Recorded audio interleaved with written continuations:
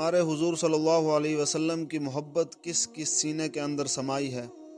مسجد نبوی کا ماحول ہے۔ یہ صحیح بخاری اور دیگر کتب میں یہ واقعہ موجود ہے۔ امام سیوطی نے اس کو ذرا تفصیل کے ساتھ بھی لکھا ہے۔ آقا کریم منبر پر جلوہ فراز ہوئے، گفتگو کرنے کا آغاز تھا۔ ابھی حضور اکرم صلی اللہ علیہ وسلم منبر پر بیٹھے ہی تھے کہ مسجد نبوی میں ایک سمت سے رونے کی آواز آنے لگی، اور رونے والا اس درد سے روتا ہے جس طرح اونٹنی کا بچہ بچھڑ جائے تو اس کی ماں روتی ہے۔ اونٹنی جس طرح روتی ہے درد سے، اس طرح رونے والا رو رہا ہے۔ صحابہ دائیں بائیں دیکھتے ہیں، رونے والا دکھائی نہیں دیتا، لیکن اس کے رونے کی آواز، اس کا سوز و گداز اتنا ہے، درد اتنا ہے کہ سینوں کے دل پھٹنے کو ہیں، اور صحابہ دائیں بائیں دیکھتے ہیں۔ مسجد گونج رہی ہے اس کی چیخوں سے، اس کے رونے سے، اس کی آہو پکار سے۔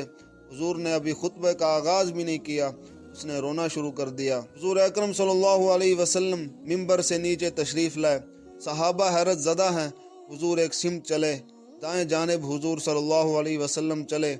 جب دائیں جانب گئے تو وہاں کھجور کا خشک تنا پڑا ہوا تھا۔ آج پہلا دن تھا کہ حضور صلی اللہ علیہ وسلم منبر پر بیٹھے۔ پہلے یہ تنا ہوتا تھا، حضور اس کے ساتھ ٹیک لگا کر واعظ فرماتے تھے۔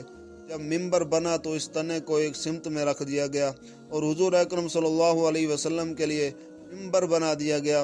حضور صلی اللہ علیہ وسلم منبر پر آئے تو وہ صدمہ گوارا نہ کر سکا اور وہ رو رہا تھا۔ حضور اکرم صلی اللہ علیہ وسلم نے اس تنے کے قریب جا کر اس کو اپنی آغوش میں لے سمیٹ لیا۔